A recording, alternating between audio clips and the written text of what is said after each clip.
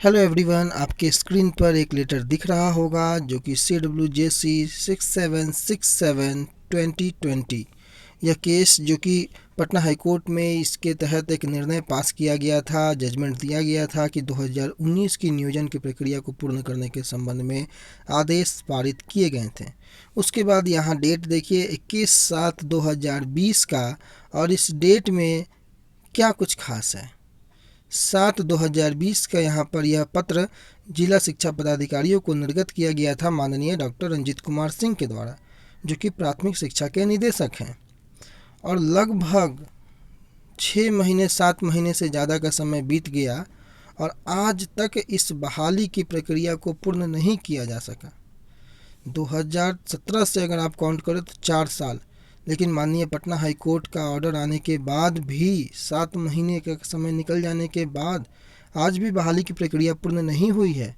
तो बिहार STET की तो अभी तो 2 ही 3 दिन हुए, अभी तो जजमेंट का कॉपी अपलोड नहीं हुआ है। अब आप बात करेंगे कि मैं ऐसा क्यों बोल रहा हूँ। भाई सच्चाई तो यही है ना, एक्टिविटी कार्य करने का BSEB का तो यही है।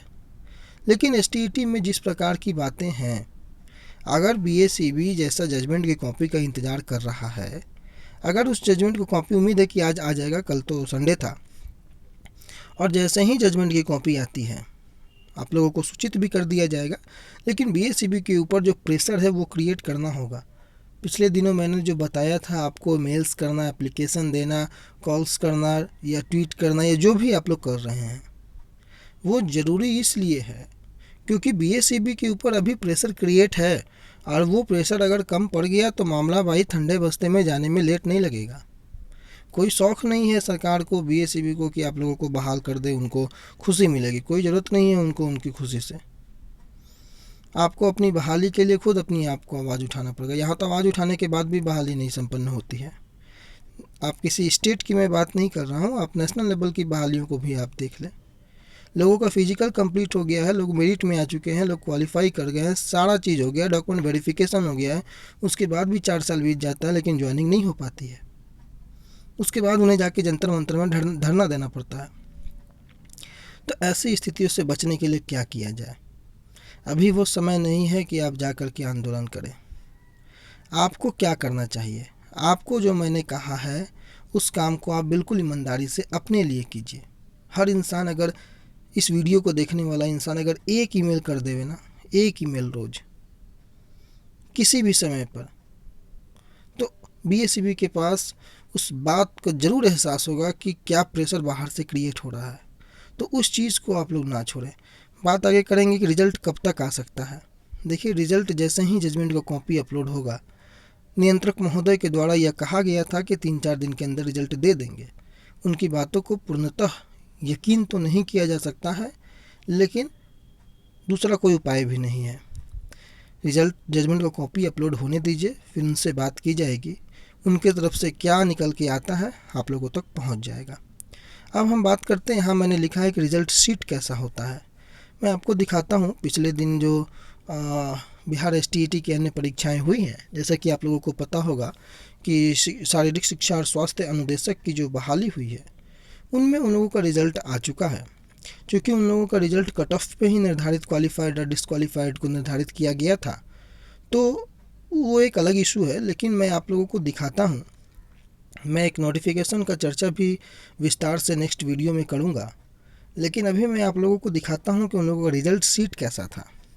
और रिज़ल्ट शीट दिखाने के पहले एक चीज़ और आप लोग ध्यान दें कि कई लोग जो ये कह रहे हैं कि रिज़ल्ट जो है किस प्रकार से डाउनलोड होगा। देखिए, इन लोगों का तो रिज़ल्ट रोल नंबर और डेट ऑफ बर्थ से डाउनलोड हुआ था।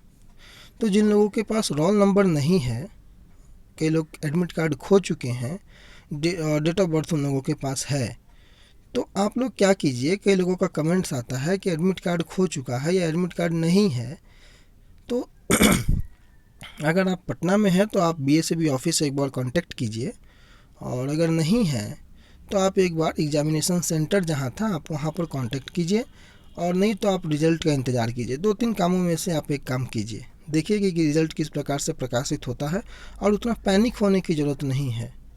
अगर एडमिट कार्ड खो गया है, नहीं मिल रहा है और आपको रिज़ल्ट हो जाता है, तो ऐसा नहीं है कि आपको नौकरी से वंचित रखा जाएगा। ठीक है, तो ये 2-3 चीज़ें तो हो गई रिज़ल्ट वाली बातें। अब हम चलते हैं सबसे पहले कि दिखाते कि रिज़ल्ट कैसे आता है। ये देखिए, यहाँ पर एसटी कैटेगरी की अगर हम बात करें तो यहाँ 45% जो है वो निर्धारित था मार्क्स, 100 मार्क्स में 45% था। और इसमें देखिए 73 लाने वाले जो लोग हैं इनको क्वालिफाइड किया गया है। ठीक है ना, क्वालिफाई आप देख रहे होंगे। ये हो गई एसटी वाले कैंडिडेट के लिए। और यहाँ पर जो भी रिजल्ट शीट है वो इसी प्रकार का, आगे आपको यहाँ पर नेम रहेगा, कैटेगरी रहेगा, उसके बाद टोटल मार्क्स रहेगा, 45 यहाँ पर क्वालिफाइंग मार्क्स है, जेंडर है, रोल नंबर है, ऑब्टेन्ड मार्क्स है और रिज़ल्ट आपका क्या है वो रहेगा। अब यहाँ बात होती है कि बिहार एसटीईटी का अगर रिज़ल्ट ये बाकी लोगों का अगर आता है तो क्या ऐसा ही रहेगा? देखिए, कुछ अंतर तो यहाँ पर होगा, क्योंकि इन लोगों में नॉर्मलाइजेशन की प्रोसेस नहीं थी और बाकी जो एग्जामिनेशन हुए हैं उसमें नॉर्मलाइजेशन का प्रोसेस लागू है। तो वैसे कंडीशन में क्या होगा कि आपको यहाँ पर टोटल ऑब्टेन्ड मार्क रहेगा और उसके बाद नीचे एक कॉलम ज़रूर बना रहेगा कि आपका नॉर्मलाइज होकर के मार्क्स कितना हुआ है। ठीक है, तो ऐसी स्थिति में आपको ये घबराना नहीं है कि आगे क्या होगा, वहाँ पर वो कॉलम ज़रूर रहेगा और नॉर्मलाइज मार्क्स आपको यहाँ पर ज़रूर एक जगह मेंशन रहेगा और उसके बाद आपका रिज़ल्ट क्वालिफाइड या डिसक्वालिफाइड वहाँ दिखाएगा। अब देखना होगा कि बाकी लोगों का रिज़ल्ट किस प्रकार से प्रकाशित होता है। जनरल की आप बात कर लें, 50% कट ऑफ था और उसके बाद ऑब्टेन मार्क आप देख सकते हैं इनका जो भी है और रिज़ल्ट क्वालिफाइड है। यहाँ इसी तरीके से आपको रिज़ल्ट भी जो होगा वो शो होगा। तो उम्मीद है कि इस वीडियो से कुछ आप लोगों को मदद मिली होगी और जो बातें मैं समझाना चाह रहा था उस बातों को आप लोग समझ पाए होंगे। जैसा होगा अगली वीडियो में फिर से कवर करेंगे, नज़र बना के रखेंगे, 85-20 वाले जजमेंट पे भी आता है तो आपको अपलोड करेंगे। तब तक के लिए थैंक यू सो मच।